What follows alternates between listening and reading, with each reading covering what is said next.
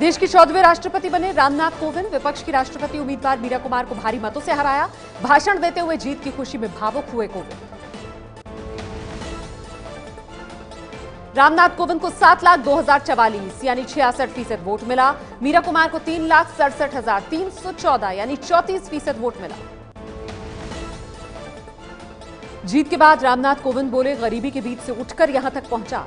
इस पद पर चुने जाने के बारे में न कभी सोचा था, न लक्ष्य था। वोट देने वालों को शुक्रिया कहा। विपक्ष की राष्ट्रपति पद की उम्मीदवार मीरा कुमार हार के बाद बोली, ये विचारधारा की लड़ाई खत्म नहीं हुई है। 20 जुलाई 2017 के बाद भी जारी रहेगी। मेरा समर्थन करने के लिए देश के नागरिकों का शुक्रिया। प्रधानमंत्री मोदी और बीजेपी अध्यक्ष अमित शाह ने रामनाथ कोविंद को उनके घर जाकर बधाई दी। मोदी ने कोविंद को फूल भेंट किया और दोनों के बीच काफी देर तक बातचीत हुई। प्रधानमंत्री मोदी ने रामनाथ कोविंद के साथ ली गई 20 साल पुरानी तस्वीर ट्विटर पर शेयर की। यूपी के सीएम योगी आदित्यनाथ ने रामनाथ कोविंद को जीत पर बधाई दी। बोले, कोविंद को जीत से यूपी का सिर ऊंचा हुआ है। मोदी मंत्रिमंडल में मंत्री नितिन गडकरी ने राष्ट्रपति पद का चुनाव जीतने पर रामनाथ कोविंद को बधाई दी। उन्होंने कहा, गरीबी से उठकर रामनाथ कोविंद यहां तक पहुंचे हैं। बिहार बीजेपी नेता सुशील मोदी ने कोविंद को जीत पर बधाई दी। कहा, जिस राज्यपाल ने 1.5 साल तक बिहार सरकार के साथ मिलकर काम किया, वो आज देश के राष्ट्रपति बने। आरजेडी सुप्रीमो लालू प्रसाद यादव ने कोविंद को उनकी जीत पर बधाई दी। लालू ने कहा कि देश के पहले राष्ट्रपति बिहार से थे और रामनाथ कोविंद भी बिहार के राज्यपाल रहे। रामनाथ कोविंद के परिवार में खुशी। एबीपी न्यूज से बातचीत में रामनाथ के बेटे प्रशांत और बेटी स्वाति ने खुशी जाहिर की। यूपी के कानपुर देहात में रामनाथ कोविंद के पैतृक गांव में घर के बाहर जश्न का माहौल। पटाखे फोड़कर गांव वालों ने अपनी खुशियों का इजहार किया। रामनाथ कोविंद की जीत पर मुंबई में बीजेपी कार्यकर्ताओं ने जश्न मनाया। मुंबई बीजेपी अध्यक्ष आशीष शेल्लर ने कोविंद की जीत को भारत की जीत बताया। चीन से तनातनी के बीच विदेश मंत्री सुषमा स्वराज का संसद में बयान। कहा, दोनों देशों के बीच बातचीत होती रहे, इसीलिए दोनों देश डोकलाम से अपनी सेनाएं हटाएं। दिल्ली के साथ लोक कल्याण मार्ग पर पीएम मोदी ने पूर्वी यूपी के 38 सांसदों के साथ नाश्ता किया। इस दौरान पीएम ने सांसदों से सरकार के कामकाज को जन जन तक पहुंचाने की बात कही। राज्यसभा से बीएसपी सुप्रीमो मायावती का इस्तीफा मंजूर। दलितों के मुद्दे पर संसद में नहीं बोलने का आरोप लगाकर मायावती ने इस्तीफा दिया था। राज्यसभा से इस्तीफे के बाद मायावती को लालू की तरफ से बिहार से सीट देने की पेशकश पर भड़की जेडीयू। सूत्रों के मुताबिक जेडीयू का मानना है, नीतीश कुमार की राजनीतिक जमीन छीनने की कोशिश कर रहे हैं लालू।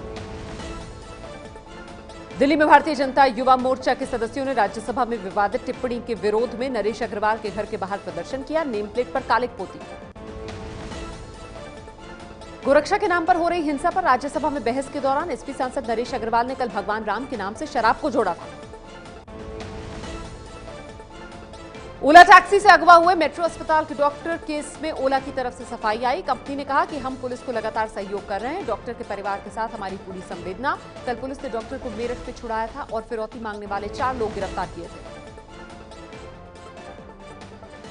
लालू यादव के बड़े बेटे बिहार सरकार में मंत्री तेज प्रताप यादव का पटना में पेट्रोल पंप जब्त होगा। अदालत के आदेश के बाद सीज करने की प्रक्रिया शुरू। यूपी के महाराजगंज में एसआई समेत 6 पुलिस वालों को सस्पेंड किया गया। लड़की के साथ दरिंदगी के मामले को दबाने का आरोप। एक युवक पर लड़की से दरिंदगी का वीडियो वायरल करने के आरोप में केस दर्ज।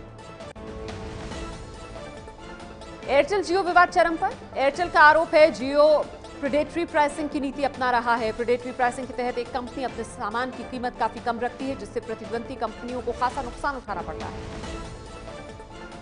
दिल्ली एनसीआर में मूसलाधार बारिश से लोगों को गर्मी से राहत मिली। कई जगह सड़कों पर पानी भरा, घंटों जाम लगा रहा। भारी बारिश से नोएडा एक्सप्रेसवे पर 2 किलोमीटर लंबा जाम लगा। हाईवे पर लगी गाड़ियों की लंबी कतारें।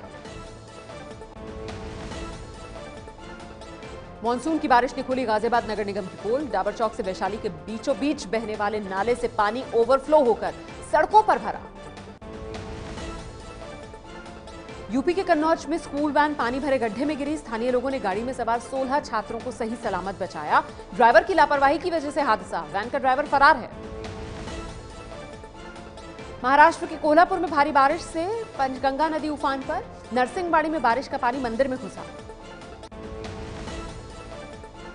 शिमला के रामपुर में 60 यात्रियों से भरी एक निजी बस खाई में गिरी। हादसे में 28 यात्रियों की मौत, कई घायल। किन्नौर से सोलन जा रही थी बस। कानपुर के कल्याणपुर थाना क्षेत्र के एक निजी हॉस्टल में शॉर्ट सर्किट से आग लगी। हादसे में एक नव दंपत्ति की मौत, करीब दर्जन भर लोग घायल हुए। राजस्थान के जयपुर में राजा पार्क इलाके में यूको बैंक से 17 लाख रुपए की लूट। हथियारबंद बदमाशों ने कर्मचारियों को बंधक बनाकर वारदात को अंजाम दिया। सीसीटीवी में कैद हुई वारदात।